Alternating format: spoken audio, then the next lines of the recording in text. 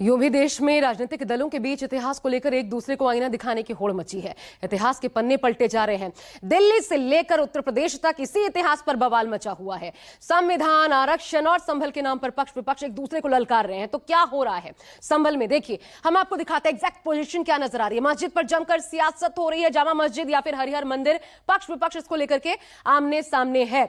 मंदिरों को लेकर सियासत तेज हो गई है, गर्मा गई है। एक के बाद एक ऐसा लग रहा है कि मंदिर ढूंढने जाने का एक तरीके से सिलसिला चल पड़ा है। बीजेपी इसके माध्यम से हिंदू राग अलाप रही है। विधानसभा में सीएम योगी आदित्यनाथ ने विपक्ष पर हिंदुओं की अनदेखी करने के गंभीर आरोप लगाए। इसके साथ ही समाजवादी पार्टी का अल्पसंख्यकों पर जोर देखने को मिल रहा है। समाजवादी पार्टी की धारा बिल्कुल विपरीत। ऐसा लग रहा है कि उत्तर प्रदेश में हिंदू बनाम मुस्लिम वोट बैंक हो रहा है। और इन तैयारियों के साथ देखिए 2027 के लिए पक्ष विपक्ष अपना अपना एजेंडा सेट कर रहे हैं। अब संभल में इस मंदिर मस्जिद विवाद में पक्ष विपक्ष कैसे अलग अलग रहा, एक तरीके से कंपैरिजन हम आपके सामने दिखाते हैं इनके रागों का। बीजेपी और समाजवादी पार्टी हिंदुओं पर अत्याचार का जिक्र कर रही है बीजेपी, उधर समाजवादी पार्टी सत्ता पक्ष पर मुस्लिमों पर अत्याचार के आरोप लगा रही है। जामा मस्जिद को हरिहर मंदिर हिंदू पक्ष बता रहा है बीजेपी की तरफ से। समाजवादी पार्टी देखिए मस्जिद के नीचे मंदिर ढूंढ सौहार्द बिगाड़ने की कोशिश करने का आरोप लगा रही है। मुख्यमंत्री योगी आदित्यनाथ उन्होंने अपने भाषण में कहा 209 हिंदुओं की मौत पर विपक्ष पर जोरदार हमला सदन के भीतर किया। तो उधर संभल हिंसा में मारे गए 5 युवकों का मुद्दा उठाया जा रहा है और इस तरीके से सरकार को घेरा जा रहा है विपक्ष की तरफ से।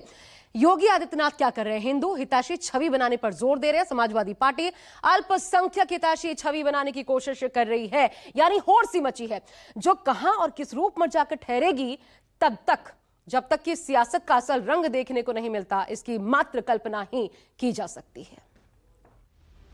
यूपी की सियासत में एक बार फिर हिंदुत्व बनाम पीडीए की लड़ाई चरम पर पहुंच गई। एक तरफ योगी जहां संभल के सहारे हिंदुत्व को धार देने में जुटे हैं, तो वहीं दूसरी तरफ अखिलेश संभल के सहारे अपने पीडीए वोट बैंक को मजबूत करने में जुटे। सत्ता पक्ष पर सामाजिक सौहार्द बिगाड़ने का आरोप लगा रहे हैं। आपकी बात को मानते हैं कि मंदिर को आपने छेड़ा नहीं, आपने बड़ी कृपा कर दी, लेकिन ये जो 22 कुएं और उन कुओं में जो मूर्तियां मिल रही हैं, ये कुएं किसने पाट दी है? ये नोटिस पे क्यों परेशानी हो रही है?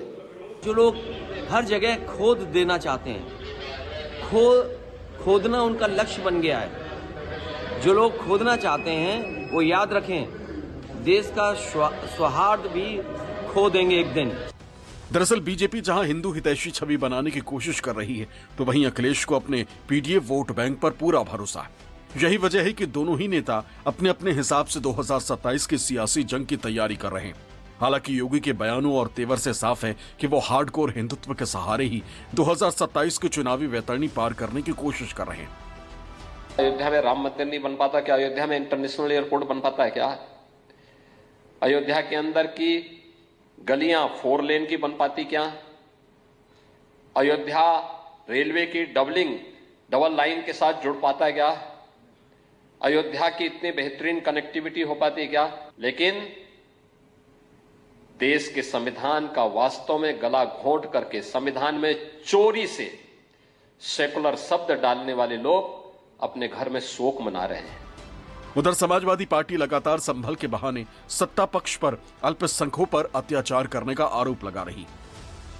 देश के 20 करोड़ से ज्यादा अल्पसंख्यकों के, विशेषकर मुसलमानों के दूसरे दर्जे का नागरिक बना देने का प्रयास चल रहा है। आर्टिकल 19 में बोलने के, अभिव्यक्ति की आजादी का हक दिया गया है, जो कि हमारे अधिकारी को हक की आवाज को छीनने का आप काम कर रहे हैं। आर्टिकल 25 अपने मजहब को मानने और उस पर अमल करने की आजादी देता है। आर्टिकल 29 के तहत अल्पसंख्यकों के हकों की हिफाजत करने के लिए प्रावधान किए गए हैं, लेकिन आप तो हमारे हकों की छीनना चाहते हैं। संभल में मंदिर के खुलने के बाद अब संभल के सांसद जियाउर रहमान बर्ग के नवनिर्मित इमारत के 3 मीटर सील कर दी गए। आपको बता दें कि जियाउर रहमान बर्ग के मकान के नवनिर्मित हिस्से में अवैध निर्माण को लेकर नोटिस भी दिया गया था। इस वक्त मैं संभल के सांसद जियाउर रहमान बर्ग के घर के बाहर हूं, जहां पर ये बिजली विभाग की जो टीम पहुंची हुई है। तो यहां पर मैं जो बिजली विभाग के अधिकारी हैं उनसे बात करने की कोशिश करूंगा। सर, ये क्या यहां पर क्या स्मार्ट मीटर लगाया जा रहा है? हाँ, स्मार्ट मीटर लगाया जा रहा है। यहाँ पर पहले जो मीटर थे क्या उनको सील कर दिया गया है? हाँ, पुराने वाले मीटर को सील किया गया। क्यों, ऐसा क्यों? उसको चेक किया जाएगा मीटर लैब में।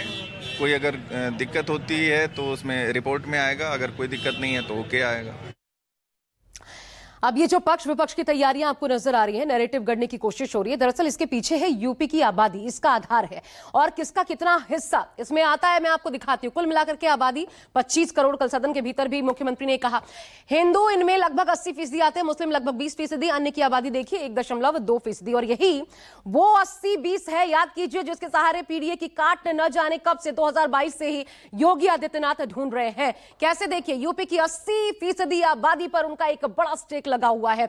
दूसरा, पीडीए को लेकर जब बात की जाए तो इसका बड़ा वोट बैंक जो है वो हिंदू समाज से जुड़ा है, यानी इनको तोड़ा जा सकता है। हिंदू एकता के सहारे विरोधियों के खिलाफ हिंदू विरोधी नैरेटिव सेट करने की कोशिश लगातार खुद मुख्यमंत्री इसमें अगवा बनकर काम कर रहे हैं। और इसका असर देखिए, अगर असर हुआ तो पीडीए का बड़ा वोट बैंक बीजेपी से जुड़ सकता है, अनुमानित। लेकिन अखिलेश यादव भी अपने एजेंडे और नैरेटिव पर कायम है। 27 जीत की रेस में उन्हें बीजेपी के एजेंडे का तोड़ पीडीए में ही नजर आता है। और क्यों और कैसे, वो भी मैं आपको दिखाती हूं। करीब 90% आबादी पीडीए समाज से जुड़ी। अखिलेश यादव ने इसका दायरा बताकर 90% बता दिया है। संभल के बहाने अल्पसंख्यक वोट बैंक को एकजुट करने की कोशिश कर रहे हैं एक तरफा, और संविधान आरक्षण विरोधी नैरेटिव से पीडीए पर मजबूत पकड़ बना रहे हैं अखिलेश यादव। इसके साथ साथ योगी सरकार के खिलाफ पीडीए विरोधी नैरेटिव सेट किया जा सके चुनाव से पहले तक, ये पुरजोर कोशिश है। हालांकि ये कोशिशें कितनी कारगर होंगी कह पाना मुश्किल है, लेकिन योगी आदित्यनाथ की आक्रामकता ने बता दिया है कि यूपी में 27 का रण भीषण होगा। फिलहाल बस इतना ही। एक छोटा सा ब्रेक, देखते रहिए News 24।